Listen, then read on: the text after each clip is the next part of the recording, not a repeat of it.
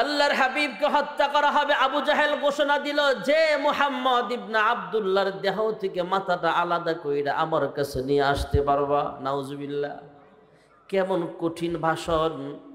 আবু জাহেল কয় মুহাম্মদকে শিরোচ্ছেদ করা লাগবে, দেহ থেকে মাথাটা আলাদা কইরা আমার কাছে নিয়ে আসবা, সঙ্গে সঙ্গে তোমাকে 100 লাল উট পুরস্কার দেওয়া হবে। নাউজুবিল্লাহ কোন 100 লাল উট মানে বর্তমান জমানার 100টা দামি গাড়ি। 1 কোটি 2 কোটি টাকার দামের গাড়িও আমাদের বাংলাদেশে আছে।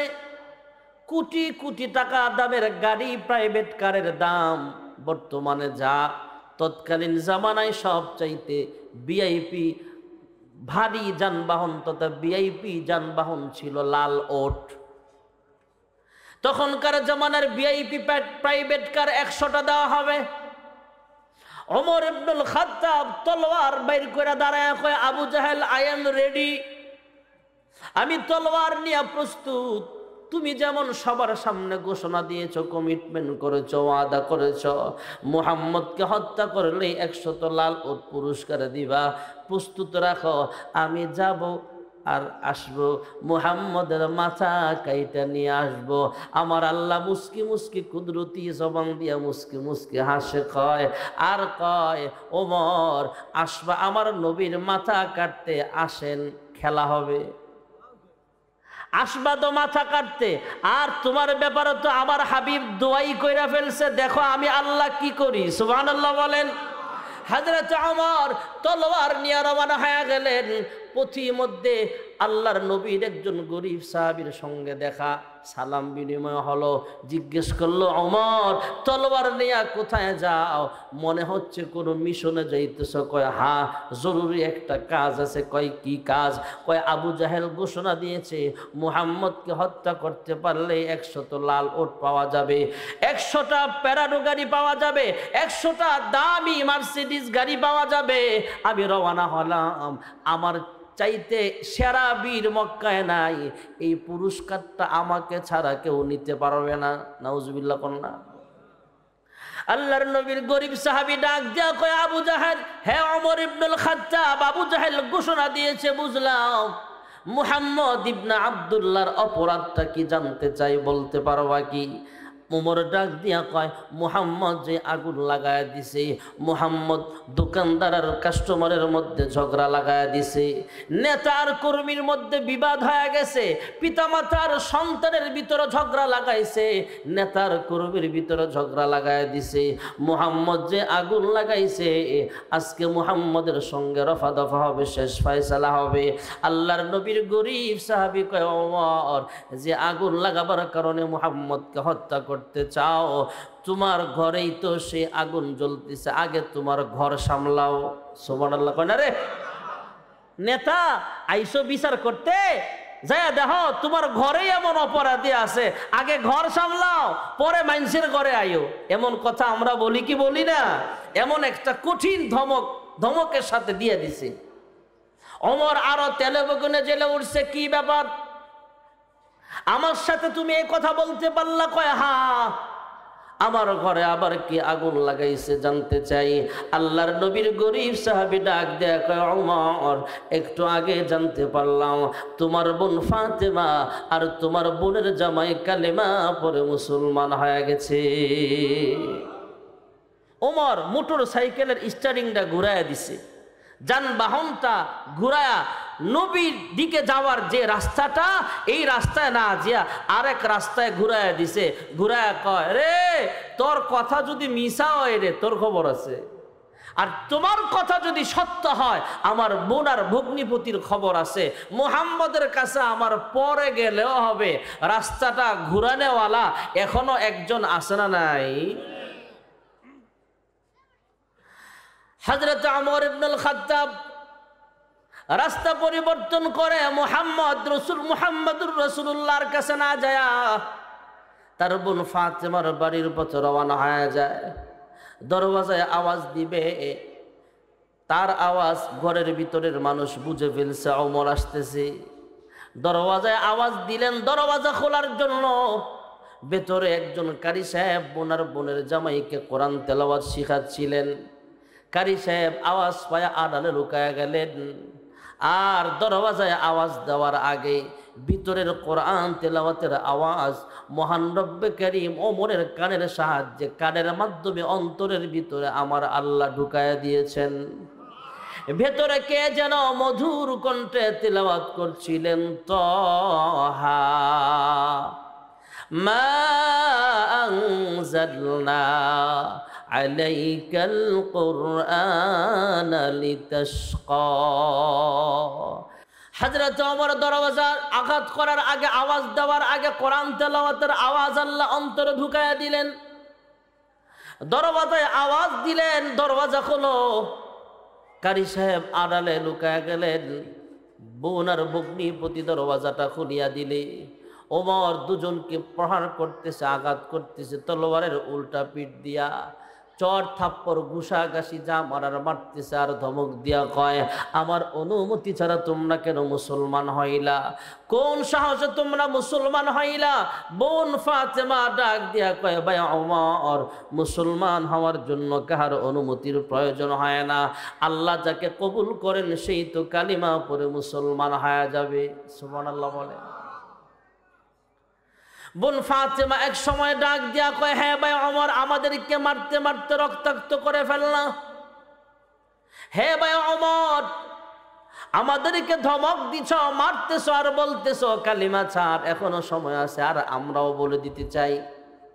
হে ভাই ওমর, তুমি যে মায়ের সন্তান, আমিও কিন্তু একই মায়ের সন্তান। তুমি যেই মায়ের দুধ খাইছো, আমিও কিন্তু সেই মায়ের দুধ খাইছি। হে ভাই ওমর, ভয় দেখায় কোনো লাভ নাই। আমাকে মারতে মারতে মারতে মারতে দুনিয়া থেকে বিদায় করতে পারবা। আল্লাহর কসম করে বলি রে ভাই, এক মুহূর্তের জন্য কালেমা ছাড়বো না। জোরে কোন সুবহানাল্লাহ। রক্তাক্ত চেহারা নিয়ে বোন ফাতেমা যখন কথাগুলো বললেন, আমাদের বাংলায় একটা প্রবাদ বাক্য আছে, ভাই বড় ধন রক্তের বাঁধন, যদিও পৃথক হয় নারীর কারণ। এটাকে একটু আপডেট করেও বলা যায়, ভাই বড় ধন রক্তের বাঁধন, যদিও পৃথক হয় বিভিন্ন কারণ। বোনের প্রতি মায়া লাগছে, রক্তাক্ত চেহারা নিয়ে এমন মার খাওয়ার পরও কালেমা ছাড়ে না। হে বোন, কেমন কালিমা পড়লাম, মার খাওয়ার পরও ছাড়ো না। মরতে চাও, জীবনটা দিতে চাও, জান দিতে চাও, তারপর ও মান ছাড়ো না, ইমান ছাড়ো না। আমি বাহির থেকে তোমাদের তেলাওয়াতের শব্দ শুনেছিলাম, কি পড়ছিলা আমাকে একটু সুযোগ করে দাও। যা পড়ছিলা আমার কাছে বড় ভালো লাগছিল। যেরকম সুবহানাল্লাহ। হযরত ওমর যখন বললেন, হ্যাঁ বোন ফাতেমা, বাহির থেকে তোমাদের তিলাওয়াতের শব্দ পেয়েছিলাম, আমাকেও সুযোগ করে দাও। বোন ফাতেমা আবার সুযোগ পায় ভাইয়ের হাত ধরে কয়, হে ভাই, এই মুহূর্তে তোমাকে তেলাওয়াতের সুযোগ দেওয়া যাবে না। চলো আল্লাহর হাবিবের দরবারে তোমাকে নিয়ে যাওয়া হবে। পরিস্থিতি যখন ঠান্ডা, পরিস্থিতি যখন নিয়ন্ত্রণে চলে আসছে, নিয়ন্ত্রণ যখন পরিবেশ হয়ে গেল, তখন কারি সাহেব আড়াল থেকে বের হলেন। বোন ভগ্নিপতি আর কারি সাহেব তিনজন ওমরকে নিয়ে রওনা হলেন।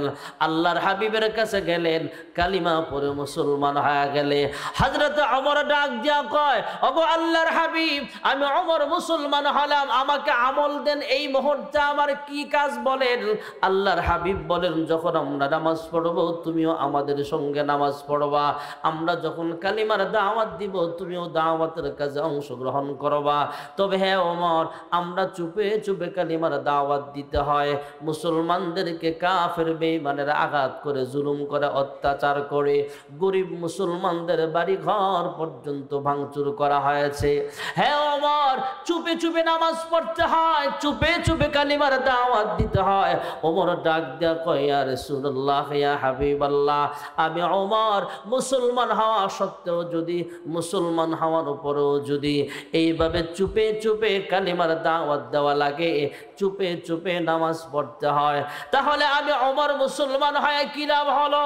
চলেন মক্কাতুল মুকাররমায়, আপনার ইমামতিতে আমরা নামাজ পড়ব। কেউ যদি বাধা দিতে আসে, তাদের মোকাবেলায় আমি ওমর একাই যথেষ্ট। যেরকম সুবহানাল্লাহ। ওমর মুসলমান হওয়ার পরে মুসলমানদের সংখ্যা আস্তে আস্তে বাড়তেছে। কালিমার দাওয়াত প্রকাশ্যে দেওয়া শুরু হয়ে গেল। আল্লাহর হাবিব কালিমার দাওয়াত দিচ্ছেন। আল্লাহর হাবিব যেমন নবী ছিলেন তেমন একজন পিতাও ছিলেন, পিতা হিসেবেও সফল একজন পিতা ছিলেন। আমাদের অনেকের ঘরে সন্তান আছে, আবার অনেকের সংসারের ভিতরে সন্তান নাই। একজনের 5টা মেয়ে আছে, একটা ছেলেও নাই। সে চিন্তা করে, হায় রে, আমার যদি একটা ছেলে হতো তাহলে ভালো হতো। যার 5টা ছেলে আছে, একটা মেয়েও নাই, সে দোয়া করে একটা মেয়ে হলে আমার সংসারটা পূর্ণ হতো। যার ছেলেও নাই মেয়েও নাই, সে দোয়া করে, রব্বি হাবলি মিনাস সালিহিন, আল্লাহ ছেলে দাও আর মেয়ে দাও, একটা সন্তান দাও। সুবহানাল্লাহ। কল্লা সন্তান দেওয়ার মালিক জোরে বলেন কে? আল্লাহর হাবিবকে মহান রব্বে করিম ছেলেও দিয়েছেন, মেয়েও দিয়েছেন। মেয়েগুলোর হায়াত লম্বা হলো, ছেলেগুলোর হায়াত কম। আল্লাহ তাআলা কুরআনুল কারীমের অন্য আয়াতে বলেন, মা কানা মুহাম্মাদুন আবা আহাদিম মির রিজালিকুম ওয়ালাকিন রাসূলুল্লাহি ওয়া খাতামান নাবিয়্যিন।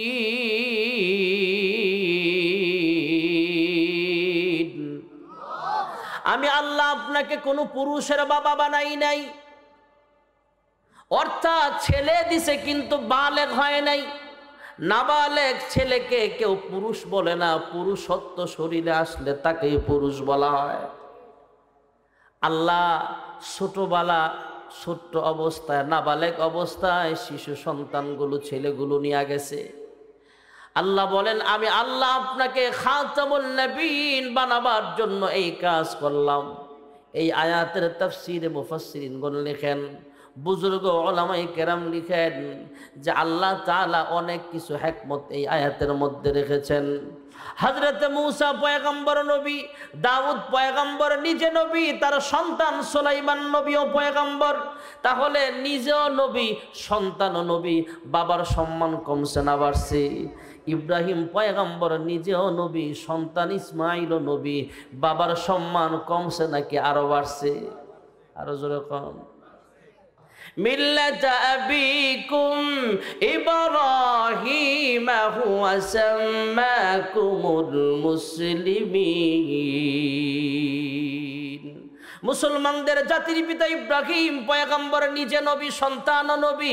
তাহলে ইব্রাহিম নবীর সম্মান কমলো নাকি বাড়লো?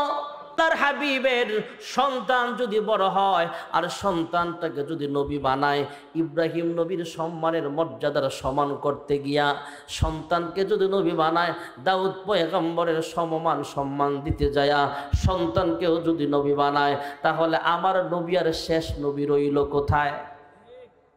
আর যদি নবী নাও বানায়, নবী মারা গেলে নবীর পোলারে কিছু মানুষ এমনি নবী মানবে। এই জন্য মহান রব্বে করিম আয়াতের ভিতরে অনেক হিকমত ঢুকায়া দিয়েছেন। আমি আল্লাহ আপনাকে কোনো পুরুষের বাবা বানাই নাই, আপনাকে আমি আল্লাহ শেষ নবী বানাইলাম। আল্লাহর হাবিব রহমাতুল্লিল আলামিন খাতামুন নবিয়্যিনের ছোট্ট ছেলে মারা গেছে। সন্তান মারা গেলে বাবার মনের ভিতরে কষ্ট আর ব্যথা, দুঃখ আছে না নাই? এখানে অনেক বাবা এমন আছে যে নিজের হাতে নিজের সন্তানকে দাফন করেছে। ওই বাবাই জানে সন্তানের লাশটা কত ভারী। বাবার কাঁধে সন্তানের লাশ সবচেয়ে ভারী লাশ হয়ে যায়। আল্লাহর হাবিব ব্যথায় ব্যথিত, কষ্টে বিভোর। আল্লাহর হাবিবের মনক্ষুণ্ণ, সন্তান মারা গেছে, এমনি মন খারাপ। কাফেররা কি রিসার্চ কইরা আল্লাহর হাবিবকে শোনায় শোনায় কয়, আরে মুহাম্মদ মারা গেলেই তো মুহাম্মদের নাম শেষ, মুহাম্মদের বংশে প্রদীপ জ্বালাইবার মতো কেউ নাই। মুহাম্মদের ছেলেও মারা গেছে, মুহাম্মদের আল্লাহ তো মুহাম্মদের সাথে রাগ করে মুহাম্মদের ছেলেটারও নিয়ে নিছে। নাউজুবিল্লাহ কন। আর আমার আল্লাহ কয়, আপনাকে শেষ নবী বানাইবার জন্য এই কাজ করলাম। কাফেররা কি ডিসাইড করে, মুহাম্মদের নাম নেওয়ার মতো কেউ থাকবে না, মুহাম্মদের বংশে প্রদীপ জ্বালাইবার মতো কেউ থাকবে না। মুহাম্মদের ছেলে মারা গেছে, মুহাম্মদ একটা আটখুরা, মুহাম্মদ একটা আত্মার, ছেলে মারা গেছে, বাবার মন তো এমনি খারাপ। কাফেররা যখন এই কথাগুলো বলতেছে, আল্লাহর হাবিব শুইনা আরো মন খারাপ হয়ে গেলে মহান রব্বে কারীম কোরআনুল কারীমের সবচেয়ে ছোট্ট সূরা, আজকে যে সূরা আপনাদের মাঝে আমি তিলাওয়াত করলাম, 3 আয়াত বিশিষ্ট সূরা কাউসার দিয়ে জিবরাইল আমিনকে পাঠায়া দিলেন। জিবরাইল আমিন একসাথে সূরাতুল কাউসারের 3 আয়াত নিয়ে চলে আসছেন, আয়েশা শোনায়া দিলেন, ইন্না আ'তাইনাকাল কাউসার ফাসাল্লি লিরাব্বিকা ওয়ানহার ইন্না শানিআকা হুয়াল আবতার। যুরকুন সুবহানাল্লাহ। সূরাতুল বাকারা, এটার নাম সূরার ভিতরে আয়াতে আছে, সূরার নাম সূরাতুল বাকারা। সূরা নাস, কুল আউযু বিরাব্বিন নাস, সূরার ভিতরে সূরার নাম আছে। সূরাতুল ফালাক,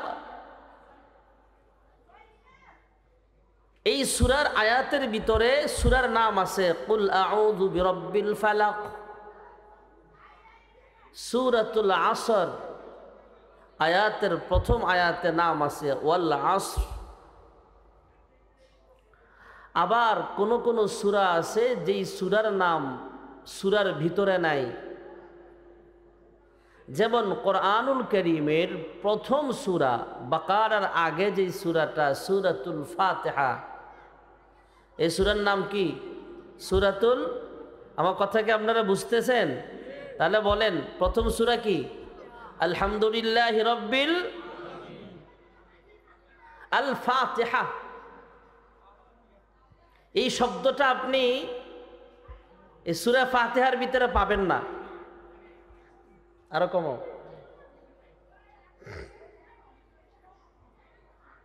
যেমন আমি তেলাওয়াত করে আপনারা শোনেন, প্রতি অক্ষরে নেক পাবেন, আমিও নেক পাবো। আলহামদুলিল্লাহি রাব্বিল আলামিন আর রহমানির রহিম মালিকি ইয়াউমিদ্দিন ইয়াকা না'বুদু ওয়া ইয়াকা নাস্তাঈন ইহদিনাস সিরাতাল মুস্তাকিম সিরাতাল লাযীনা আন'আমতা আলাইহিম গায়রিল মাগদুবি আলাইহিম ওয়ালাদ-দাল্লিন। সূরাতুল ফাতিহার 7টা আয়াতের ভিতরে কোথাও আল ফাতিহা শব্দটা আছে নাকি? নাই, সূরার নাম ফাতিহা। আরেকটা সূরা আছে সূরা ইখলাস, কুল হুয়াল্লাহ সূরা। এই সূরার 4টা আয়াত আছে, আপনি আয়াতের কোনো অংশে ইখলাস শব্দটা পাবেন না।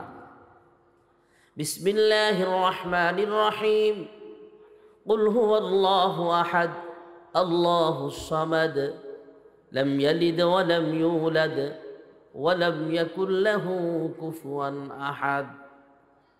ভাইবেন না এখানে যারা বসছেন আপনারাই বয়ান শুনতেছেন, সূরা ইখলাস শুনছেন, পড়ছেন, এমন না। চতুর্দিকে মাইকের আওয়াজ ছড়ায়া ছিটায়া যাচ্ছে, অনেক মানুষ নিজের রুমে বৈশা, চেয়ারে বৈশা, খাটে বৈশাও বয়ান শোনে, আছে না নাই? অনেক মুসল্লি আসতে পারতেছে না, শীত চলে আসছে, মুরব্বী মানুষ রুমে বৈশা বয়ান শোনে। দোকানদার দোকান থুইয়া আসতে পারতেছে না, দোকানে বৈশা বয়ান শোনে। হাজার হাজার মানুষ বয়ান শুনতেছে।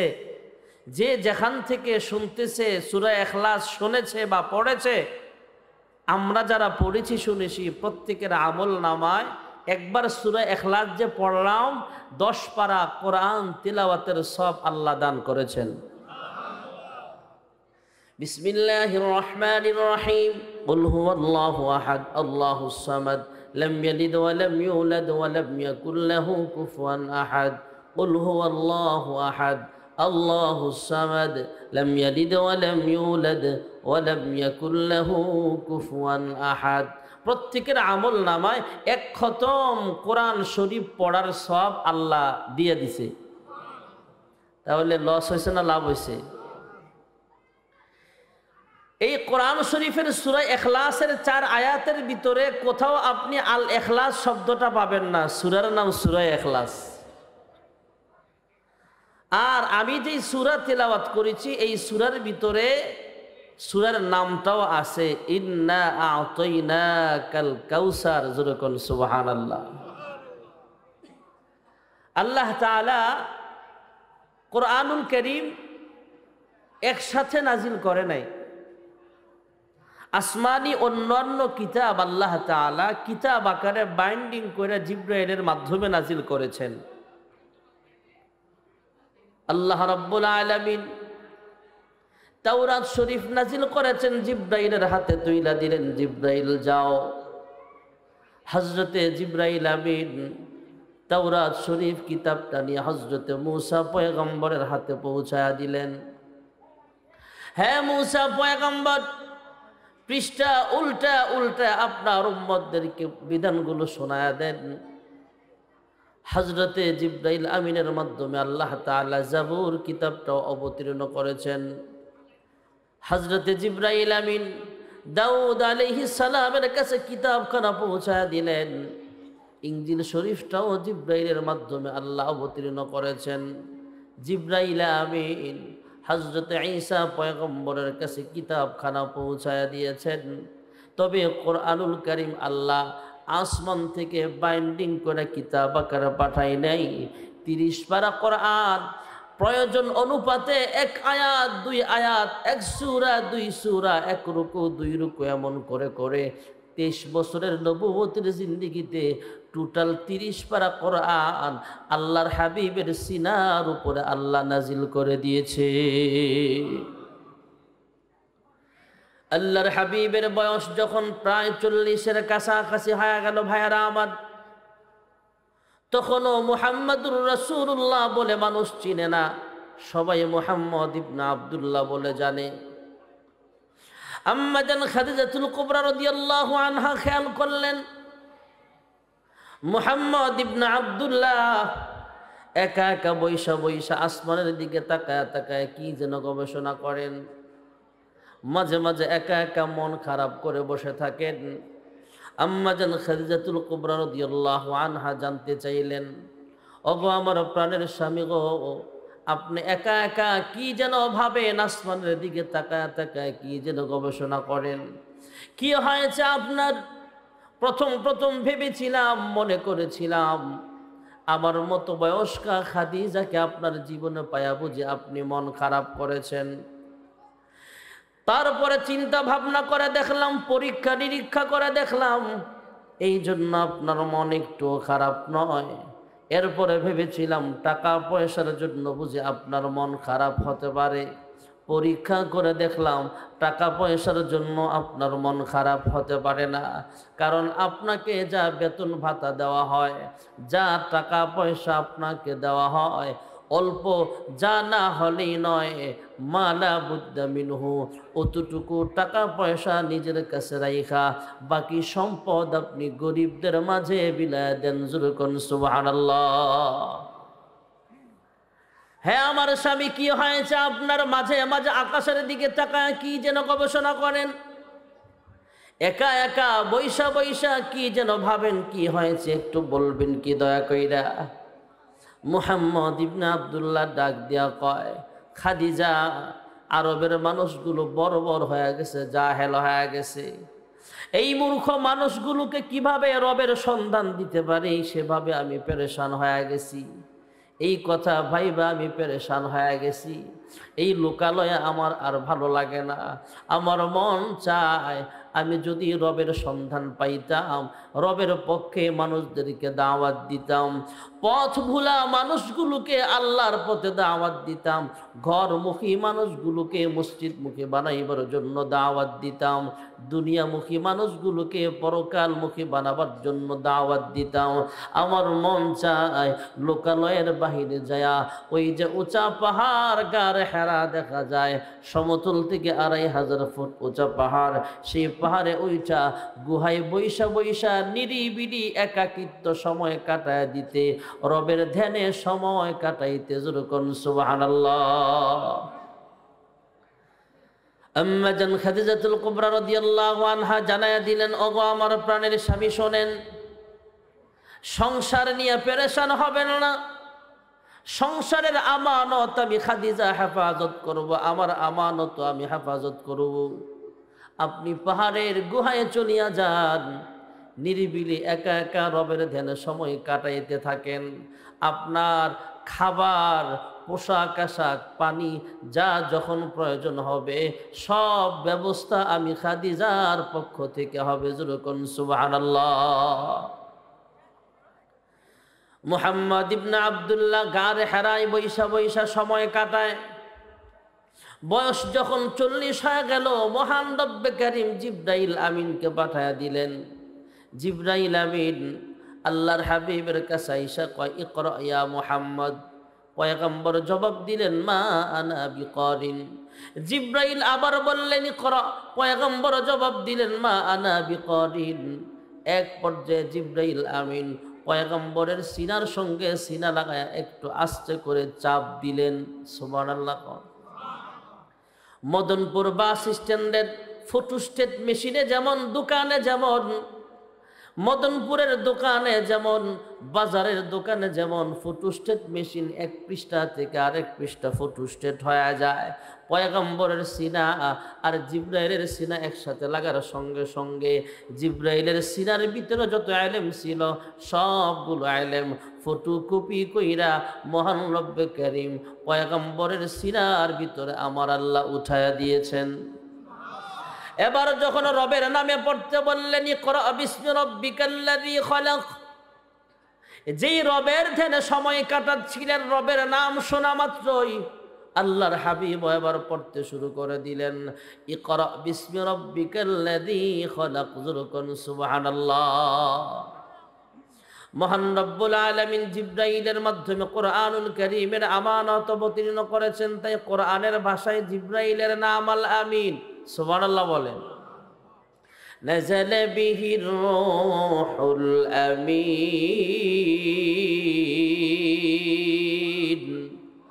মুহাব্বতে জোরে আল্লাহু আকবার। আল্লাহ তাআলা জিবরাইলের নাম রাখলেন আল আমিন। যেই মক্কাতুল মুকাররমায় সর্বপ্রথম কোরআনুল কারীম অবতীর্ণ করা হয়েছিল, যেই মক্কায় এমন একটা ঘর আছে যে ঘরের দিকে তাকায়া থাকলেও আমল নামায় ইমানদারের সব লেখা হয়ে যায়। এমন একটা ঘর, যেই ঘর সরাসরি সামনে রাইখা এক রাকাত নামাজ আদায় করলে আমল নামায় 1,00,000 রাকাত নামাজের সব লেখা হয়ে যাবে। এমন একটা ঘর যেখানে আছে ভাইয়ারা আমার, যেই মক্কাতুল মুকাররমায় সাহেবে কোরআনকে আল্লাহ পাঠিয়েছেন, যে মক্কায় সর্বপ্রথম কোরআনুল কারীম অবতীর্ণ করা হয়েছে, সেই মক্কাতুল মুকাররমার নাম তো আল আমিন। যুরকুন সুবহানাল্লাহ। ওয়াত-তিনি ওয়াজ-যাইতুন ওয়া তুরি সিনিনা ওয়া হাযাল বালাদিল আমিন।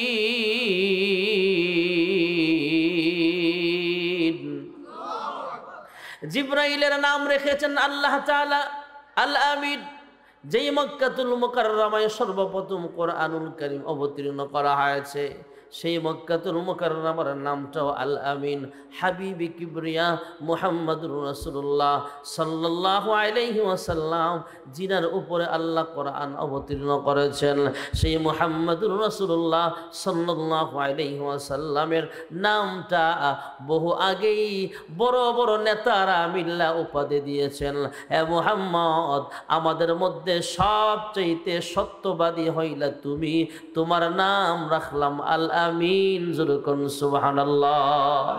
আল্লাহর হাবিব রাহমাতুল লিল আলামিন আনুষ্ঠানিকভাবে নবুয়ত প্রাপ্ত হওয়ার পর ঘরোয়া পরিবেশে মানুষদেরকে কালিমার দাওয়াত দিতে লাগলেন। আম্মা জান খাদিজাতুল কুবরা রাদিয়াল্লাহু আনহাকে কালিমার দাওয়াত দিলেন। উল্টা পাল্টা কোনো এশকাল করে নাই, সহজেই কালিমা পড়ে মুসলমান হয়ে গেলেন। আল্লাহর হাবিব জানতে চাইলেন, খাদিজা, আমি যদি অন্যত্র কালিমার দাওয়াত নিয়ে যাই, অন্য মানুষের কাছে কালিমার দাওয়াত নিয়ে যাই, মানুষ আগে নবুয়তির প্রমাণ চাইবে, প্রমাণ পাওয়ার পরে মুসলমান হবে কি না হবে তারপরে সিদ্ধান্ত জানাবে। কিন্তু খাদিজা, দেখলাম তুমি অতি সহজেই কালিমা পড়ে মুসলমান হয়ে গেলা, কিভাবে হলো এটা বুঝলাম না। আম্মা জান খাদিজা ডাক দিয়া কয়, ওগো আল্লাহর হাবিব, ওগো আমার প্রাণের স্বামী গো, মানুষ আগে নবুয়তির প্রমাণ চাইবে, নবুয়তির প্রমাণ দেওয়ার পরে, নবুয়তির প্রমাণ পাওয়ার পরে সিদ্ধান্ত নিবে মুসলমান হবে কি না হবে। আর আমি খাদিজা বহু আগে থেকেই নবুয়তির প্রমাণ পেয়ে সিদ্ধান্ত নিয়ে অপেক্ষায় ছিলাম, আপনি কখন বলবেন নবুয়ত প্রাপ্ত হয়েছেন। আর আমি খাদিজা সঙ্গে সঙ্গে কালিমা পড়ে মুসলমান হয়ে যাব। আল্লাহর হাবিব সবচেয়ে কাছের বন্ধুদেরকে কালিমার দাওয়াত দিতে লাগলেন। আবু বকরকে দাওয়াত দিলেন। আবু বকর ছিলেন আল্লাহর হাবিবের ছোট্টবেলার বন্ধু, যৌবনকালের বন্ধু ছিলেন আবু বকর। নবুয়ত প্রাপ্ত হওয়ার আগেও সবচেয়ে কাছের বন্ধু ছিলেন আবু বকর। কাছের বন্ধুটা যদি আপনাকে নবী না মানে, কাফের বেঈমানরা আপনাকে ক্রিটিসাইজ করবে, ঠাট্টা বিদ্রুপ করবে। তুমি কেমন নবী হইলা, তোমার কাছের বন্ধুটাই তোমাকে ভোট দেয় না, তোমার কাছের বন্ধুটাই তোমার ক্লোজ ফ্রেন্ড, তারপরও তোমাকে নবী হিসেবে গ্রহণ করতে পারে নাই, ক্রিটিসাইজ করবে, ঠাট্টা করবে। আল্লাহর হুকুমে কাছের বন্ধুদেরকে কালিমার দাওয়াত দিলেন। হযরত আবু বকর সিদ্দিক নবুয়ত প্রাপ্ত হওয়ার আগেও ছিলেন আল্লাহর হাবিবের সবচাইতে কাছের বন্ধু। নবুয়ত প্রাপ্ত হওয়ার পরে মক্কি জিন্দিগির 13 বছরের নবুয়তের জিন্দিগিতেও ছিলেন সবচাইতে ঘনিষ্ঠ সাহাবী। হিজরতের সফরে গারে সুরের সাথীটাও ছিলেন আবু বকর। হিজরতের পরে মদিনার জিন্দিগিতেও সবচাইতে কাছের সাহাবী ছিলেন আবু বকর। ইন্তেকালের পরে রওজায়ে আতহারের সাথীটাও হলেন আবু বকর। যুরকুন সুবহানাল্লাহ। ঘনিষ্ঠ বন্ধু আবু বকরকে কালিমার দাওয়াত দিলেন। অল্প সময়ের ভিতরে উল্টা পাল্টা কোনো প্রশ্ন করে নাই, সহজেই কালিমা পড়ে মুসলমান হয়ে গেলে। আল্লাহর হাবিব রাহমাতুল লিল আলামিন জানতে চাইলেন, হে আবু বকর, আমি যদি অন্যত্র কালিমার দাওয়াত নিয়ে যাইতাম, অপরিচিত কারো কাছে কালিমার দাওয়াত নিয়ে যাই, তাহলে মানুষগুলো আমার কাছে আগে নবুয়তির প্রমাণ চাইবে, উল্টা পাল্টা বিভিন্ন প্রশ্নের সম্মুখীন আমাকে হওয়া লাগতে পারে। হে আবু বকর, এত সহজেই কিভাবে তুমি কালিমা পড়ে মুসলমান হয়ে গেলা? আবু বকর ডাক দিয়া কয়, আমি ভেবে চিন্তে দেখলাম এই 40 বছরের ভিতরে আমি দেখি নাই কখনো আপনি একটা মিথ্যা কথা বলেছেন। যুরকুন সুবহানাল্লাহ। আবু বকর ডাক দিয়া কয়, ইয়া রাসূলুল্লাহ, ইয়া হাবিবাল্লাহ, 40 বছরে দেখি নাই কখনো আপনি একটা মিথ্যা কথা বলেছেন। 40 বছরের সবগুলো কথা আমি আবু বকর বিশ্বাস করে নিয়েছিলাম। আজকে যখন বলেছেন নবুয়ত প্রাপ্ত হয়েছেন, আমি আবু বকর বিন্দু পরিমাণ কোনো সন্দেহ করি নাই। আমি 100% শিওর, আমার 100% ইয়াকিন হয়ে গেছে, বিশ্বাস হয়ে গেছে আপনি আসলেই আল্লাহর পাঠানো পয়গম্বর। তাই আমি আবু বকর সঙ্গে সঙ্গে কালিমা পড়ে মুসলমান হয়ে গেলাম। আল্লাহর হাবিব মুসলমানদেরকে চুপে চুপে দাওয়াত দেয় তথা অন্ধকারের মানুষগুলোকে আলোর সন্ধান দেয়। খাদিজা মুসলমান হলেন, আবু বকর মুসলমান হলেন, আর কয়েকজন মুসলমান হলেন। বাড়তে বাড়তে গরিব কিছু সাহাবাই কেরাম হলেন। গরিব ঘর নাই, বাড়ি নাই, অল্প ইনকাম, দিনমজুর, ঠেলা গাড়ি চালায়, রিক্সা চালায়, ভ্যান চালায়, তখনকার যুগের কামলা। এমন মানুষগুলো কালিমা পড়ে মুসলমান হয়ে গেল। অনেক মানুষ প্রকাশ করার সাহস পায় না যে আমি একজন মুসলমান হয়ে গেছি। বিচ্ছিন্ন কিছু ঘটনার সংবাদ আল্লাহর হাবিবের কান পর্যন্ত পৌঁছানো হলে কি পৌঁছানো হলো, ইয়া রাসূলুল্লাহ, ইয়া হাবিবাল্লাহ, রাস্তাঘাটে যদি মুসলমানদেরকে পায়, আবু জাহেল, উতবা, সাইবা মুসলমানদেরকে মারধর করে, বাজারে পাইলে অপমানিত করে, গরিব মুসলমানদের বাড়ি ঘর পর্যন্ত ভাঙচুর করে ফেলা হয়। বিচ্ছিন্ন কিছু ঘটনার সংবাদ আল্লাহর হাবিবের কান পর্যন্ত পৌঁছায় গেলে আল্লাহর হাবিব রাতের বেলা আল্লাহর কাছে দোয়া করে, আয় আল্লাহ, মুসলমানদের শক্তি বাড়াতে হবে। মুসলমানদের শুধু ঈমানি বল আছে কিন্তু অর্থের বল নাই। অর্থের বলও আছে আবু বকর, কিন্তু রাজনৈতিক বল নাই। এখন তো পার্লামেন্টে আমাদের কেউ নাই, আয় আল্লাহ এখন নেতাদের মধ্যে আমাদের কেউ নাই। দুইজন বড় নেতার একজনকে আমি চাই, একজন হলো ওমর ইবনুল খাত্তাব, আর একজন হলো আবুল হাকাম তথা আবু জাহেল। এই দুইজনের একজনকে আমি চাই। যুরকুন সুবহানাল্লাহ। দোয়া করছেন আল্লাহর নবী, সুবহানাল্লাহ কর। হে নওজওয়ান যুবক ভাইয়েরা আমার, মা বাবা সন্তানের জন্য দোয়া করলে দোয়া কবুল হয়ে যায়। উস্তাদ ছাত্রের জন্য দোয়া করলে দোয়া কবুল হয়ে যায়। মুরব্বীরা আমাদের জন্য দোয়া করলে দোয়া কবুল হয়ে যায়। নবীরা হলেন মুস্তাজাবুদ দাওয়াত, দোয়া কইরা ফেলছেন, আল্লাহ নিজের ভাবে জানাই নাই সিদ্ধান্ত, কিন্তু দোয়াটা আল্লাহর কাছে কবুল হয়ে গেছে। সুবহানাল্লাহ। অন্যদিকে মক্কাতুল মুকাররমার এক এলাকায় দারুন নদওয়াতে বৈঠক চলতেছে, গোপন বৈঠক। আবু জাহেলের সভাপতিত্বে নেতৃত্বে গোপন বৈঠক চলতেছে। মুহাম্মদের এই মিশনকে কেমনে থামানো যায়? আবু জাহেল সভাপতির আসনে বৈশা ডাক দিয়া কয়, মুহাম্মদের এই দাওয়াতের মিশন কেমনে থামানো যায়, তোমরা পরামর্শ দাও। একজন দাঁড়ায়া বলে, আবু জাহেল আমার কাছে একটা বুদ্ধি আছে। কয় কি বুদ্ধি বলো? মুহাম্মদ ইবনে আব্দুল্লাহকে জেলখানায় আবদ্ধ কইরা দাও, তাহলেই তো সমস্যার সমাধান হয়ে যাবে। আবু জাহেল ডাক দিয়া কয়, মুহাম্মদকে জেলখানায় বইরা কোনো লাভ হবে না, বরং অ্যাকশনের জায়গাত আরো রিয়াকশন হবে। সুবহানাল্লাহ।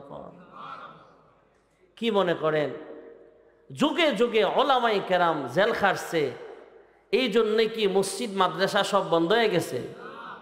আলেম একদম শেষ হয়ে গেছে? ইসলামের আলো কি নিভে গেছে?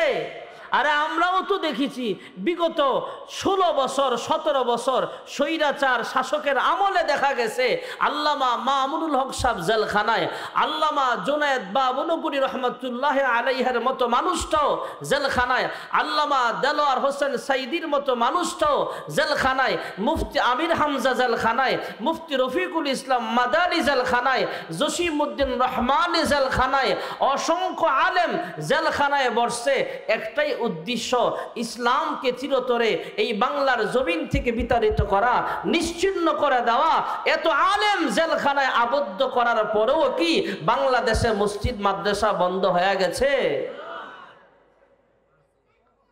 আবু জাহেলের মাথা মোটা, বুদ্ধি বেশি, আল্লাহ থেকে অনেক জ্ঞান দিয়েছেন। কাফেররা থেকে আবুল হাকাম বলতো। আবু জাহেল ডাক দিয়া কয়, মুহাম্মদকে জেলখানায় বইরা কোনো লাভ নাই। কয় কেন? এই মুহূর্তে যারা জেলখানায় আছে, কেউ 7 মার্ডারের আসামি, কেউ দেশের শীর্ষ সন্ত্রাসী, কেউ দেশের সবচেয়ে বড় চোর, দেশের সবচেয়ে বড় বাটপার চোরেরা আছে জেলখানায়। মুহাম্মদ ইবনে আব্দুল্লাহ তো ভালো মানুষ, মুহাম্মদ যদি জেলখানায় যায়, জেলখানায় যদি তাকে তালাবদ্ধ করা হয়, জেলখানার খারাপ মানুষগুলো মুহাম্মদের সংস্পর্শে আইসা কালেমা পড়ে মুসলমান হয়ে যাবে। তখন দেখবা হিতে বিপরীত ঘটবে, অ্যাকশনের জায়গাতে রিয়াকশন হবে। এরা হলো দেশটাকে সুরক্ষা রাখার জন্য, দেশের নিরাপত্তার জন্য দেশের শীর্ষ সন্ত্রাসীদেরকে জেলখানায় রাখা হয়েছে। মুহাম্মদ ভালো মানুষটা যদি জেলখানায় যায়, আর এই ভালো মানুষটার সংস্পর্শে আইসা এই শক্তিশালী শীর্ষ সন্ত্রাসীরা যদি মুসলমান হয়ে যায়, তখন দেখবা বুমবিং হবে, জেলখানার ভিতরে একটা বিকট আওয়াজ হবে, সেটা হলো আল্লাহু আকবারের আওয়াজ। সুবহানাল্লাহ বলে। তখন দেখবা জেলখানার তালা ভাঙ্গা জেলখানা থেকে বের হইয়া তোরে আমারে পিটায়া এদেশ থেকে তাড়াবে। ঠিক না বেঠিক? আবু জাহেল ডাক দেয়া কয়, মুহাম্মদকে জেলখানায় ভরে কোনো লাভ নেই। আরেকজন নেতা হাত তুইলা দাঁড়ায় কয়, আবু জাহেল আমার কাছে আরেকটা ভিআইপি বুদ্ধি আছে। কয় কি বুদ্ধি বলো? কয় মুহাম্মদকে দেশান্তর করো, গ্রাম থেকে বের করে দাও, এদেশ থেকে বাগায়া দাও, তাহলেই তো সমাধান হয়ে যাবে। আবু জাহেল মাথা মোটা বুদ্ধিমান মানুষ, ডাক দিয়া কয়, মুহাম্মদ ইবনে আব্দুল্লাহ এত ভালো মানুষ, সে যেই দেশে যাবে সেই দেশের মানুষ তার সংস্পর্শে আইসা তার চেহারা দেইখা কালিমা পড়ে মুসলমান হয়ে যাবে। নেতারা ডাক দিয়া কয়, আবু জাহেল তাহলে আমাদেরকে আর জিগায়া কি লাভ? আমরা যেই প্রস্তাব দিই একটা প্রস্তাব আপনার মন মতো হয় না, আমাদেরকে আর জিজ্ঞেস করে কোনো লাভ নাই। আমাদের সাথে আর পরামর্শ না কইরা আপনি একটা কইয়া দিলেই তো পারেন, আপনি একটা সিদ্ধান্ত জানিয়ে দেন। আবু জাহেল ঘোষণা দিল, আমার সিদ্ধান্ত হলো মুহাম্মদ ইবনে আব্দুল্লাহকে দুনিয়া থেকে বিদায় করা লাগবে। নাউজুবিল্লাহ। আর আমার আল্লাহ আগেই জানায় দিয়েছেন, হাবিব আমার ভয়ের কিছু নাই, দুনিয়ার কোনো মানুষ আপনাকে হত্যা করতে পারবে না। আমি আল্লাহ কুদরতি হাত দিয়ে আমি আল্লাহ আপনাকে হেফাজত করব। আল্লাহর হাবিবকে হত্যা করা হবে। আবু জাহেল ঘোষণা দিল, যে মুহাম্মদ ইবনে আব্দুল্লাহর দেহ থেকে মাথাটা আলাদা কইরা আমার কাছে নিয়ে আসতে পারবা। নাউজুবিল্লাহ। কেমন কঠিন ভাষণ। আবু জাহেল কয়, মুহাম্মদকে শিরোচ্ছেদ করা লাগবে, দেহ থেকে মাথাটা আলাদা কইরা আমার কাছে নিয়ে আসবা, সঙ্গে সঙ্গে তোমাকে 100 লাল উট পুরস্কার দেওয়া হবে। নাউজুবিল্লাহ। কোন 100 লাল উট মানে বর্তমান জমানার 100টা দামি গাড়ি। 1 কোটি 2 কোটি টাকার দামের গাড়িও আমাদের বাংলাদেশে আছে। কোটি কোটি টাকা দামের গাড়ি, প্রাইভেট কারের দাম বর্তমানে যা, তৎকালীন জামানায় সব চাইতে ভিআইপি ভারী যানবাহন তথা ভিআইপি যানবাহন ছিল লাল ওট।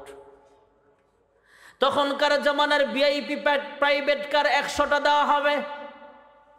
ওমর ইবনুল খাত্তাব তলোয়ার বাইর করে দাঁড়ায় কয়, আবু জাহেল আই এম রেডি, আমি তলোয়ার নিয়ে প্রস্তুত। তুমি যেমন সবার সামনে ঘোষণা দিয়েছো, কমিটমেন্ট করেছো, ওয়াদা করেছো, মুহাম্মদকে হত্যা করলে 100 লাল উট পুরস্কার দিবা, প্রস্তুত রাখো। আমি যাব আর আসবো, মুহাম্মদের মাথা কাইটা নিয়ে আসবো। আমার আল্লাহ মুস্কি মুস্কি কুদরতি জবান দিয়া মুস্কি মুস্কি হাসে, কয় আর কয়, ওমর আসবা আমার নবীর মাথা কাটতে, আসেন খেলা হবে। আসবা তো মাথা কাটতে, আর তোমার ব্যাপারে তো আমার হাবিব দোয়াই কইরা ফেলছে, দেখো আমি আল্লাহ কি করি। সুবহানাল্লাহ বলেন। হযরত ওমর তলোয়ার নিয়ে রওনা হয়ে গেলেন। পথিমধ্যে আল্লাহর নবীর একজন গরিব সাহাবীর সঙ্গে দেখা, সালাম বিনিময় হলো। জিজ্ঞেস করলো, ওমর তলোয়ার নিয়ে কোথায় যাও? মনে হচ্ছে কোনো মিশনে যাইতেছ। কয়, হ্যাঁ জরুরি একটা কাজ আছে। কয়, কি কাজ? কয়, আবু জাহেল ঘোষণা দিয়েছে মুহাম্মদকে হত্যা করতে পারলে 100 লাল উট পাওয়া যাবে, 100টা প্যারাডো গাড়ি পাওয়া যাবে, 100টা দামি মার্সিডিজ গাড়ি পাওয়া যাবে। আমি রওনা হলাম। আমার চাইতে সেরা বীর মক্কায় নাই, এই পুরস্কারটা আমাকে ছাড়া কেউ নিতে পারবে না। নাউজুবিল্লাহ। কন্যা আল্লাহর নবীর গরিব সাহাবী ডাক দিয়া কয়, আবু জাহেল, হে ওমর ইবনুল খাত্তাব, আবু জাহেল ঘোষণা দিয়েছে, বুঝলাম। মুহাম্মদ ইবনে আব্দুল্লাহর অপরাধটা কি জানতে চাই, বলতে পারবা কি? ওমর ডাক দিয়া কয়, মুহাম্মদ যে আগুন লাগায় দিছে, মুহাম্মদ দোকানদার আর কাস্টমারের মধ্যে ঝগড়া লাগায় দিছে, নেতার কর্মীর মধ্যে বিবাদ হয়ে গেছে, পিতামাতার সন্তানের ভিতরে ঝগড়া লাগাইছে, নেতার কর্মীর ভিতরে ঝগড়া লাগায় দিছে। মুহাম্মদ যে আগুন লাগাইছে, আজকে মুহাম্মদের সঙ্গে রফা দফা হবে, শেষ ফয়সালা হবে। আল্লাহর নবীর গরিব সাহাবী কয়, ওমর যে আগুন লাগাবার কারণে মুহাম্মদকে হত্যা করতে চাও, তোমার ঘরেই তো সে আগুন জ্বলতেছে, আগে তোমার ঘর সামলাও। সুবহানাল্লাহ। কয় না রে নেতা, আইসো বিচার করতে, যায় দেখো তোমার ঘরে এমন অপরাধী আছে, আগে ঘর সামলাও, পরে মানুষের ঘরে আইও। এমন কথা আমরা বলি কি বলি না? এমন একটা কঠিন ধমকের সাথে দিয়ে দিছে। ওমর আরো তেলে বেগুনে জেলে উঠছে, কি ব্যাপার, আমার সাথে তুমি এই কথা বলতে পারলা? কয়, হ্যাঁ আমার ঘরে আবার কি আগুন লাগাইছে জানতে চাই। আল্লাহর নবীর গরিব সাহাবী ডাক দেয়া কয়, ওমর একটু আগে জানতে পারলাম তোমার বোন ফাতেমা আর তোমার বোনের জামাই কালেমা পড়ে মুসলমান হয়ে গেছে। ওমর মোটর সাইকেলের স্টারিংটা ঘুরাইয়া দিছে, যানবাহনটা ঘুরায়া নবীর দিকে যাওয়ার যে রাস্তাটা, এই রাস্তায় না জিয়া আরেক রাস্তায় ঘুরাইয়া দিছে। ঘুরায়া কয়, রে তোর কথা যদি মিশা হয় রে তোর খবর আছে, আর তোমার কথা যদি সত্য হয় আমার বোন আর ভগ্নিপতির খবর আছে। মুহাম্মদের কাছে আমার পরে গেলেও হবে, রাস্তাটা ঘুরানেওয়ালা এখনো একজন আছে না নাই? হযরত ওমর ইবনুল খাত্তাব রাস্তা পরিবর্তন করে মুহাম্মদুর রাসূলুল্লাহর কাছে না যায় তার বোন ফাতেমার বাড়ির পথে রওনা হয়ে যায়। দরওয়াজায় আওয়াজ দিবে, তার আওয়াজ ঘরের ভিতরের মানুষ বুঝে ফেলছে ওমর আসতেছে। দরওয়াজায় আওয়াজ দিলেন দরওয়াজা খোলার জন্য। ভেতরে একজন কারি সাহেব বোনের জামাইকে কোরআন তেলাওয়াত শিখাচ্ছিলেন। কারি সাহেব আওয়াজ পায়া আড়ালে লুকায়া গেলেন। আর দরওয়াজায় আওয়াজ দেওয়ার আগে ভিতরের কোরআন তেলাওয়াতের আওয়াজ মহান রব্বে কারীম ওমরের কানের সাহায্যে, কানের মাধ্যমে অন্তরের ভিতরে আমার আল্লাহ ঢুকায়া দিয়েছেন। ভেতরে কে যেন মধুর কণ্ঠে তেলাওয়াত করছিলেন, তহা মা আনজালনা আলাইকাল কুরআনা লিতাশকা। হযরত ওমর দরওয়াজার আঘাত করার আগে, আওয়াজ দেওয়ার আগে কোরআন তেলাওয়াতের আওয়াজ আল্লাহ অন্তরে ঢুকায়া দিলেন। দরওয়াজায় আওয়াজ দিলেন, দরওয়াজা খোলো। কারি সাহেব আড়ালে লুকায়া গেলেন। বোন আর ভগ্নিপতি দরওয়াজাটা খুলিয়া দিলে। ওমর দুজনকে প্রহার করতেছে, আঘাত করতেছে তলোয়ারের উল্টা পিঠ দিয়া। চর থাপ্পড় ঘুষাঘাসি যা মারার মারতেছে, আর ধমক দিয়া কয়, আমার অনুমতি ছাড়া তোমরা কেন মুসলমান হইলা? কোন সাহসে তোমরা মুসলমান হইলা? বোন ফাতেমা ডাক দিয়া কয়, ভাই ওমর, মুসলমান হওয়ার জন্য কাহার অনুমতির প্রয়োজন হয় না। আল্লাহ যাকে কবুল করেন সেই তো কালিমা পড়ে মুসলমান হয়ে যাবে। সুবহানাল্লাহ বলে। বোন ফাতেমা এক সময় ডাক দিয়া কয়, হ্যাঁ ভাই ওমর, আমাদেরকে মারতে মারতে রক্তাক্ত করে ফেলনা। হে ভাই ওমর, আমাদেরকে ধমক দিছ, মারতেছ আর বলতেছ কালিমা ছাড়, এখনো সময় আছে, আর আমরাও বলে দিতে চাই। হে ভাই ওমর, তুমি যে মায়ের সন্তান, আমিও কিন্তু একই মায়ের সন্তান।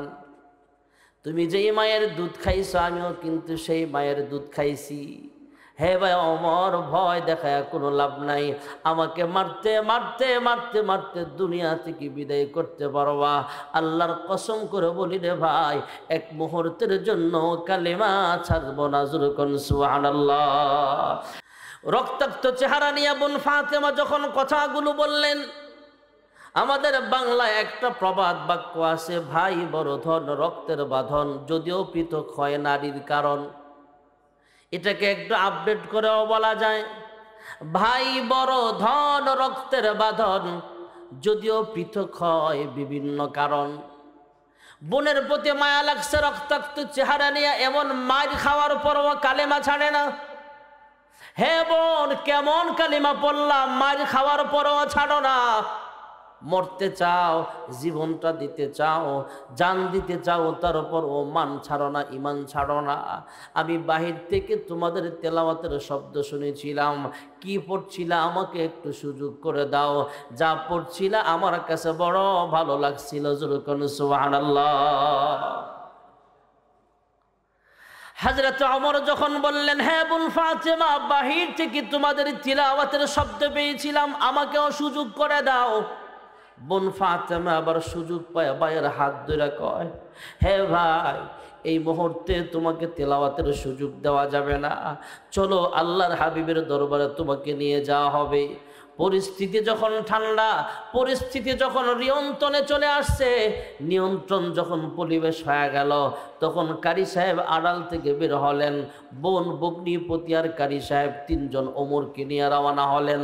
আল্লাহর হাবিবের কাছে গেলেন, কালিমা পড়ে মুসলমান হয়ে গেলে হযরত ওমর ডাক দিয়া কয়, ওগো আল্লাহর হাবিব, আমি ওমর মুসলমান হলাম, আমাকে আমল দেন, এই মুহূর্তে আমার কি কাজ বলেন। আল্লাহর হাবিব বলেন, যখন আমরা নামাজ পড়বো তুমিও আমাদের সঙ্গে নামাজ পড়বা, আমরা যখন কালিমার দাওয়াত দিব তুমিও দাওয়াতের কাজে অংশগ্রহণ করবা। তবে হ্যাঁ ওমর, আমরা চুপে চুপে কালিমার দাওয়াত দিতে হয়। মুসলমানদেরকে কাফের বেঈমানের আঘাত করে, জুলুম করে, অত্যাচার করে গরিব মুসলমানদের বাড়ি ঘর পর্যন্ত ভাঙচুর করা হয়েছে। হ্যাঁ ওমর, চুপে চুপে নামাজ পড়তে হয়, চুপে চুপে কালিমার দাওয়াত দিতে হয়।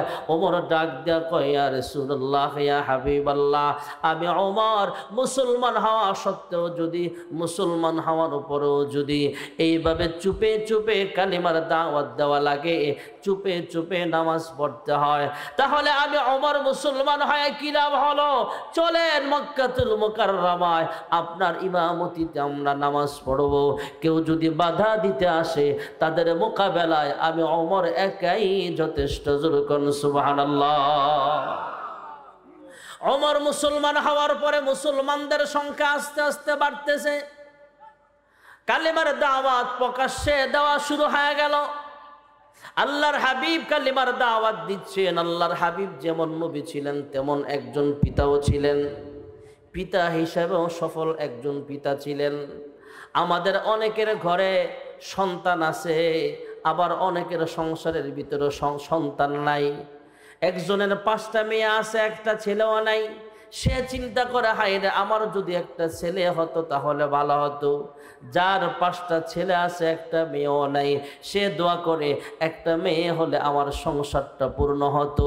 যার ছেলেও নাই, মেয়েও নাই, সে দোয়া করে, রব্বি হাবলি মিনাস সালিহিন, আল্লাহ ছেলে দাও আর মেয়ে দাও, একটা সন্তান দাও। সুবহানাল্লাহ। কল্লা সন্তান দেওয়ার মালিক জোরে বলেন কে? আল্লাহর হাবিবকে মহান রব্বে করিম ছেলেও দিয়েছেন, মেয়েও দিয়েছেন। মেয়েগুলোর হায়াত লম্বা হলো, ছেলেগুলোর হায়াত কম। আল্লাহ তাআলা কুরআনুল কারীমের অন্য আয়াতে বলেন, মা কানা মুহাম্মাদুন আবা আহাদিম মির রিজালিকুম ওয়ালাকিন রাসূলুল্লাহি ওয়া খাতামান নাবিয়্যিন।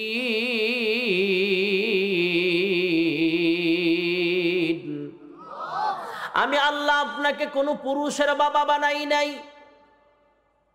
অর্থাৎ ছেলে দিছে কিন্তু বালেগ হয় নাই।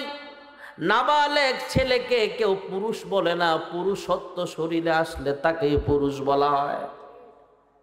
আল্লাহ ছোট্ট অবস্থায়, নাবালেগ অবস্থায় শিশু সন্তানগুলো, ছেলেগুলো নিয়ে গেছে। আল্লাহ বলেন, আমি আল্লাহ আপনাকে খাতামুন নবীন বানাবার জন্য এই কাজ করলাম। এই আয়াতের তাফসীরে মুফাসসিরিনগণ লেখেন, বুজুর্গ উলামায়ে কেরাম লিখেন যে আল্লাহ তাআলা অনেক কিছু হিকমত এই আয়াতের মধ্যে রেখেছেন। হযরত মূসা পয়গম্বর নবী, দাউদ পয়গম্বর নিজে নবী, তার সন্তান সুলাইমান নবীও পয়গম্বর। তাহলে নিজেও নবী, সন্তানও নবী, বাবার সম্মান কমছে না বাড়ছে? ইব্রাহিম পয়গম্বর নিজেও নবী, সন্তান ইসমাঈলও নবী, বাবার সম্মান কমছে নাকি আরো বাড়ছে? আরো জোরে কম। মিল্লাত আবিকুম ইব্রাহিম হুয়া সাম্মাকুমুল মুসলিমিন। মুসলমানদের জাতির পিতা ইব্রাহিম পয়গম্বর নিজে নবী, সন্তান নবী। তাহলে ইব্রাহিম নবীর সম্মান কমলো নাকি বাড়লো? তার হাবিবের সন্তান যদি বড় হয় আর সন্তানটাকে যদি নবী বানায়, ইব্রাহিম নবীর সম্মানের মর্যাদার সমান করতে গিয়া সন্তানকে যদি নবী বানায়, দাউদ পয়গম্বরের সমমান সম্মান দিতে যায়া সন্তানকেও যদি নবী বানায়, তাহলে আমার নবী আর শেষ নবী রইল কোথায়? আর যদি নবী নাও বানায়, নবী মারা গেলে নবীর পোলারে কিছু মানুষ এমনি নবী মানবে। এই জন্য মহান রব্বে কারীম আয়াতের ভিতরে অনেক হিকমত ঢুকায়া দিয়েছেন। আমি আল্লাহ আপনাকে কোনো পুরুষের বাবা বানাই নাই, আপনাকে আমি আল্লাহ শেষ নবী বানাইলাম। আল্লাহর হাবিব রাহমাতুল্লিল আলামিন খাতামুন নবিয়্যিনের ছোট্ট ছেলে মারা গেছে। সন্তান মারা গেলে বাবার মনের ভিতরে কষ্ট আর ব্যথা দুঃখ আছে না নাই? এখানে অনেক বাবা এমন আছে যে নিজের হাতে নিজের সন্তানকে দাফন করেছে। ওই বাবাই জানে সন্তানের লাশটা কত ভারী। বাবার কাঁধে সন্তানের লাশ সবচেয়ে ভারী লাশ হয়ে যায়। আল্লাহর হাবিব ব্যথায় ব্যথিত, কষ্টে বিভোর। আল্লাহর হাবিবের মনক্ষুণ্ণ, সন্তান মারা গেছে, এমনি মন খারাপ। কাফেররা কি রিসার্চ কইরা আল্লাহর হাবিবকে শোনায় শোনায় কয়, আরে মুহাম্মদ মারা গেলেই তো মুহাম্মদের নাম শেষ, মুহাম্মদের বংশে প্রদীপ জ্বালাইবার মতো কেউ নাই। মুহাম্মদের ছেলেও মারা গেছে, মুহাম্মদের আল্লাহ তো মুহাম্মদের সাথে রাগ করে মুহাম্মদের ছেলেটারও নিয়ে নিছে। নাউজুবিল্লাহ কর। আর আমার আল্লাহ কয় আপনাকে শেষ নবী বানাইবার জন্য এই কাজ করলাম। কাফেররা কি ডিসাইড করে মুহাম্মদের নাম নেওয়ার মতো কেউ থাকবে না, মুহাম্মদের বংশে প্রদীপ জ্বালাইবার মতো কেউ থাকবে না। মুহাম্মদের ছেলে মারা গেছে, মুহাম্মদ একটা আটখুরা, মুহাম্মদ একটা আত্মার। ছেলে মারা গেছে, বাবার মন তো এমনি খারাপ। কাফেররা যখন এই কথাগুলো বলতেছে, আল্লাহর হাবিব শুইনা আরো মন খারাপ হয়ে গেলে মহান রব্বে কারীম কোরআনুল কারীমের সবচেয়ে ছোট্ট সূরা, আজকে যে সূরা আপনাদের মাঝে আমি তিলাওয়াত করলাম, 3 আয়াত বিশিষ্ট সূরা কাউসার দিয়ে জিবরাইল আমিনকে পাঠায়া দিলেন। জিবরাইল আমিন একসাথে সূরাতুল কাউসারের 3 আয়াত নিয়ে চলে আসছেন, আয়েশা শোনায়া দিলেন, ইন্না আ'তাইনাকাল কাউসার ফাসাল্লি লিরাব্বিকা ওয়ানহার ইন্না শানিআকা হুয়াল আবতার। যুরকুন সুবহানাল্লাহ। অল্প সময়ে কয়েকটা কথা বলেই শেষ হয়ে যাবে ভাইয়েরা আমার। আল্লাহ তাআলা ইন্না আ'তাইনাকাল কাউসার এই সূরা নাজিল করেছেন। কাউসারের 36টা ব্যাখ্যা আছে, এর মধ্যে একটা ব্যাখ্যা হলো আমি আল্লাহ আপনাকে হাউজে কাউসার দিলাম। সুবহানাল্লাহ। হাউজে কাউসারের পানি মধুর চাইতেও মিষ্টি, মেশক আম্বরের চাইতেও আরো সুগেরান। আর যখন পান করার নিয়ত আছে না নাই?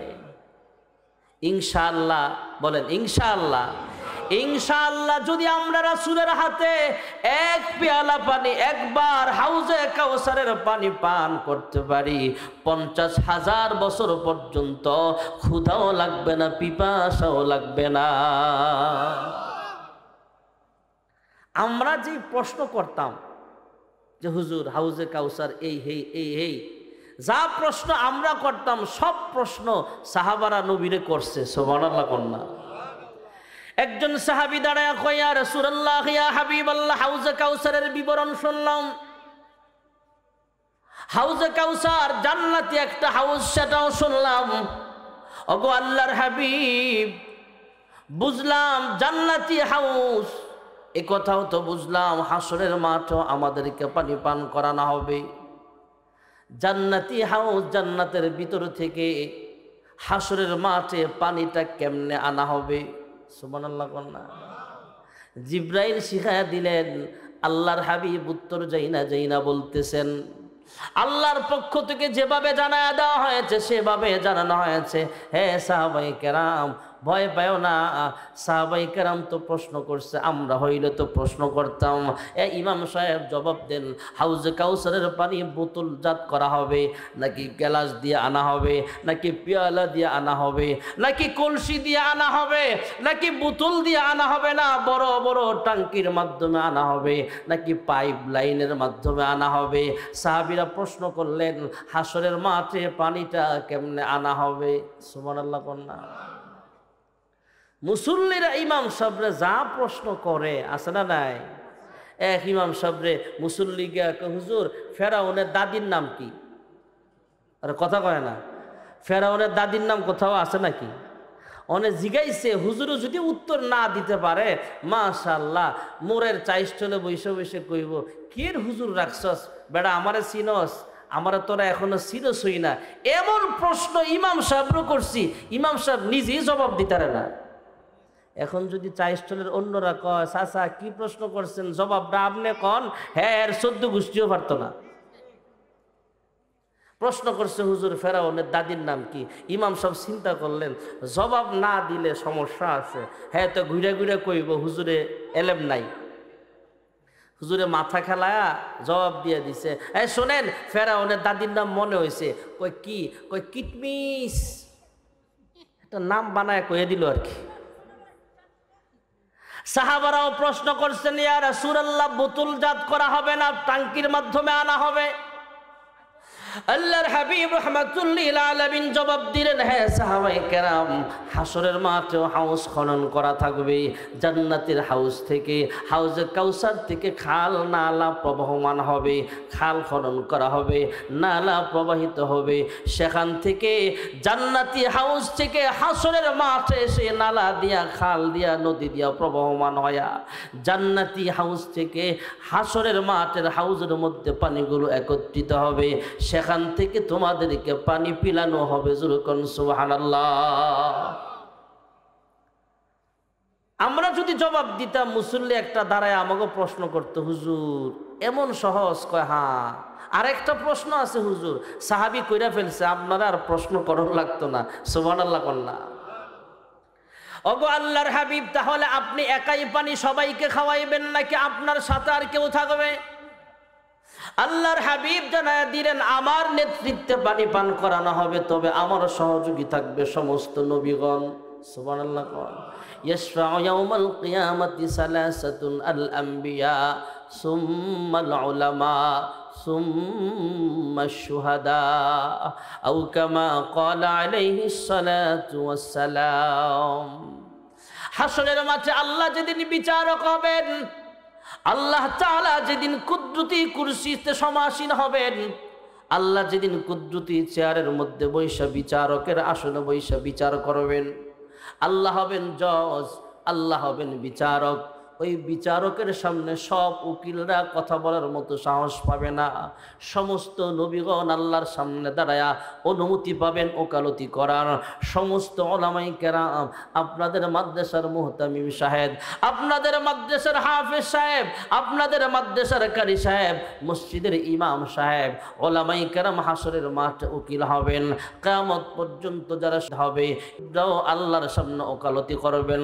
নবীজি বলেন, ও সাহাবা কেরাম, সমস্ত নবীগণ, সমস্ত উলামায়ে কেরাম, সমস্ত ঈদগণ আমার নেতৃত্বে তোমাদেরকে পানি পান করাবে। যুরকুন সুবহানাল্লাহ।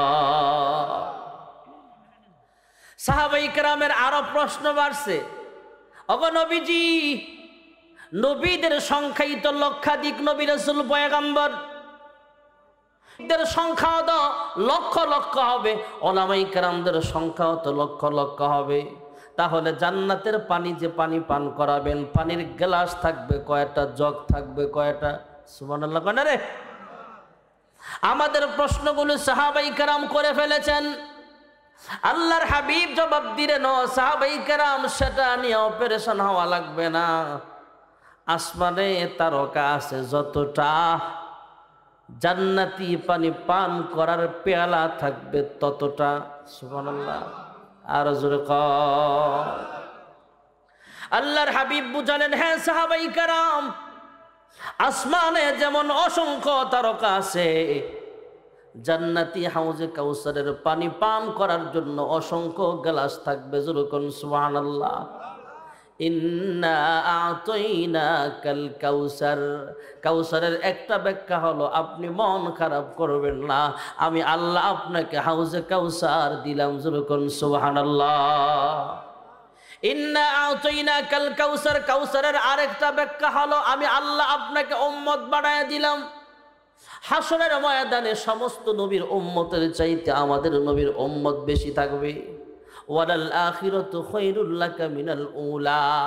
কাউসারের আরেকটা ব্যাখ্যা হলো দুনিয়ার নেয়ামতের চাইতে, দুনিয়ার রাজত্বের চাইতে, দুনিয়ার মান সম্মান সব কিছুর চাইতে পরকালীন মান সম্মান, পরকালীন নেয়ামত আমি আল্লাহ আপনাকে বাড়ায় দিলাম। ইন্না আ'তাইনাকাল কাউসার। আপনার ছেলে মারা গেছে, কাফেররা ক্রিটিসাইজ করে, মন খারাপ করবেন না। কাফেররা বলে আপনার নাম নেওয়ার মতো কেউ নাই, এদের নাম নেওয়ার মতো কেউ থাকবে না, কিন্তু আপনার নাম মানুষ নিবে। 5 ওয়াক্ত নামাজে আজান একামত আছে না নাই? পৃথিবীর সবচেয়ে পূর্ব এলাকায় ইন্টারন্যাশনাল ডেডলাইন যেখানে আছে, আন্তর্জাতিক সময় রেখা, আল্লামা মুফতি তকি উসমানী দামাত বরকাতুল আলিয়া বলেন, ইন্টারন্যাশনাল টাইম লাইনের পাশেই আছে একটা মসজিদ, সেখানে সর্বপ্রথম ফজরের নামাজের আজান হয়। আস্তে আস্তে বাংলাদেশে চট্টগ্রাম, সিলেটে যে টাইমে আজান হয়, আমাদের ঢাকা নারায়ণগঞ্জে একই টাইমে হয় নাকি 5 মিনিট পরে হয়? আবার যশোরে যাবেন, রাজশাহী যাবেন, আমাদের পরে আজান হয়। পশ্চিমবঙ্গ যাবেন, আমাদের 20 মিনিট পরে সেখানে আজান হয়। পাকিস্তানে যাবেন, আমাদের চাইতে 1 ঘন্টা 1.5 ঘন্টা পরে সেখানে আজান হয়। ওমান যাবেন, সৌদি আরব যাবেন, 2.5 থেকে 3 ঘন্টা পরে সেখানে আজান হবে। যাইতে যাইতে আমেরিকায় আজান হয়, এদিক দিয়ে আবার শুরু হয়ে যায় জোহরের আজান। 5 ওয়াক্ত নামাজের আজান, 24 ঘন্টায় আজান চলতেছে। আল্লাহ বলেন, ইন্না আ'তাইনাকাল কাউসার। কাফেররা বলে আপনার নাম নেওয়ার মতো কেউ নাই, আমি আল্লাহ আপনার নাম বাড়ায় দিলাম, আপনার সুনাম বাড়ায় দিলাম। 5 ওয়াক্ত নামাজে মুয়াজ্জিন যখনই আজান দিবে, একামত দিবে, যখন বলবে আশহাদু আল্লা ইলাহা ইল্লাল্লাহ, এরপরেই বলবে আপনার নাম, আশহাদু আন্না মুহাম্মাদুর রাসূলুল্লাহ, যুরকুন সুবহানাল্লাহ। নবীর নাম নেওয়ার মতো কেউ নাই। আরে নবীর নাম কেন, 1500 বৎসর পরের উম্মতরাও তো আমরা গর্ব করে বলতে পারি। নবীর ইজ্জত নিয়ে যদি কেউ কারাকারি করতে চায়, নবীর বিরুদ্ধে যদি কেউ কথা বলে, গুস্তাখ রাসূলকে এই দুনিয়া থেকে বিদায় করে দেওয়ার জন্য, নবীর ইজ্জত রক্ষার জন্য তো আমরা জীবনটাও দিতে রাজি আছি। ঠিক না বেঠিক জোরে বলেন? ভাইয়েরা আমার, বন্ধুরা আমার, কাফেররা বলে আপনার নাম নেওয়ার মতো কেউ নাই, আমি আল্লাহ আপনাকে কাউসার দিলাম। সময় সংক্ষেপ ভাইয়েরা আমার, আল্লাহ তাআলা আল্লাহর হাবিবকে কাউসার দিয়ে অনেক কথা বুঝিয়েছেন। এক কথায় আমি আল্লাহ আপনাকে অনেক নিয়ামত দিলাম, নিয়ামত কাসীর।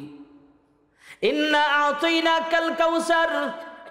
এর পরের আয়াতে আল্লাহ বলেন, আমি আল্লাহ আপনাকে অনেক নিয়ামত দিলাম, অতএব আপনি নামাজ পড়েন, কুরবানি করেন। সুবহানাল্লাহ কোন। জানের সাথে সম্পর্কিত যত আমল আছে সে আমলগুলো করেন, সম্পদ মালের সাথে সম্পর্কিত আমলগুলো করেন। রবের জন্য, কার জন্য? আল্লাহর জন্য করবেন।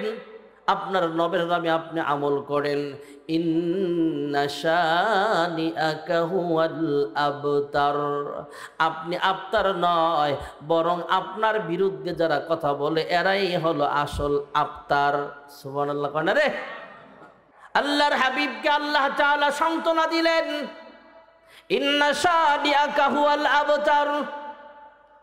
আপনি আবতার নয়, বরং আপনাকে যারা লেসকাটা বলে এরাই হলো আসল লেসকাটা। ফাসল্লি লিরাব্বিকা ওয়ানহার।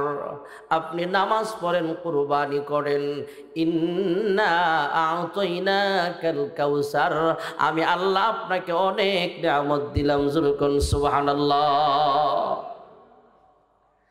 কোরআনের ছোট্ট সূরা ইন্না আ'তাইনাকাল কাউসার। কাফের বেঈমানরা আয়েশা বলে, হে মুহাম্মদ ইবনে আব্দুল্লাহ, তুমি কোরআনুল কারীম বানায়া বলো। কাফেরদের এই কথার জবাবে মহান রব্বুল আলামিন এই কথার পরিপ্রেক্ষিতে কাফেরদের বিরুদ্ধে 3টা চ্যালেঞ্জ করেন। বিমিসলি হাযাল কোরআন।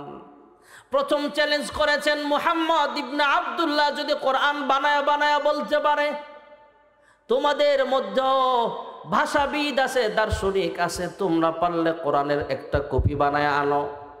পারে নাই। আল্লাহ চ্যালেঞ্জ আর একটু ছোট করে দিলেন, বিআশরি সুওয়ারিম বিমিসলিহি মুফতারায়া। 30 পারা কোরআন তারা বানাইতে পারে নাই। আমি আল্লাহ চ্যালেঞ্জ আর একটু ছোট্ট করে দিলাম, কোরআনের ছোট্ট 10টা সূরার সমপরিমাণ ছোট্ট 10টা সূরা বানায় আনো। পারছে নাকি বানাইতে? আল্লাহ চ্যালেঞ্জ একদম ছোট করে দিলেন। কোরআনুল কারীমের সূরা বাকারার প্রথম দিক থেকে আয়াত, ওয়া ইন কুনতুম ফি রাইবিম মিম্মা নাযালনা আলা আবদিনা ফাআতু বিসূরাতিম মিন মিসলিহি ওয়াদউ শুহাদাআকুম মিন দুনিল্লাহি ইন কুনতুম সাদিকিন। আল্লাহ রাব্বুল আলামিন চ্যালেঞ্জ একদম ছোট করে দিলেন। বিসূরাতিন, এখানে 2 জের আছে, 2 জবর 2 জের 2 পেশকে তানবিন বলে মক্তবে পড়ানো হয়। তানবিন, এখানে 2 জের আছে, তানবিন বমানা তানবিনে তানকির। আল্লাহ বুঝিয়েছেন কোরআনুল কারীমের সবচেয়ে ছোট্ট সূরা সূরাতুল কাউসারের সমপরিমাণ আরেকটা সূরা পারলে তোমরা বানায়া আনো। পারছে বানাইতে? এই আয়াত পায়া কাফের বেঈমানরা লিখতে শুরু করে দিল, ইন্না আ'তাইনাকাল কাউসার। এরপরে কি বানানো যায় চিন্তা ভাবনা আরম্ভ করে দিলেন। হাসান বিন সাবিত সহ আরবের বড় বড় শায়েরেরা লিখতে আরম্ভ করে দিল, ইন্না আ'তাইনাকাল কাউসার। এরপরে কি বানানো যায় চিন্তা ভাবনা করে দিল, চিন্তা ভাবনা করে খুঁজে পায় না। আবার পরে ইন্না আ'তাইনাকাল কাউসার। এরপরে কি বানানো যায় চিন্তা ভাবনা করে খুঁজে পায় না। দিনের পর দিন চলে যায়, রাতের পর রাত চলে যায়, তারপরও পারে না। এক পর্যায়ে ডাক দিয়া কয়, হ্যাঁ মুহাম্মদ, তোমার আল্লাহর কসম, লাতুজ জামানাতের কসম খেয়ে বলতে পারি, তুমি যা বলো একটা কথা তোমার বানানো নয়, সবগুলো তোমার রবের পক্ষ থেকে নাজিল করা হয়েছে।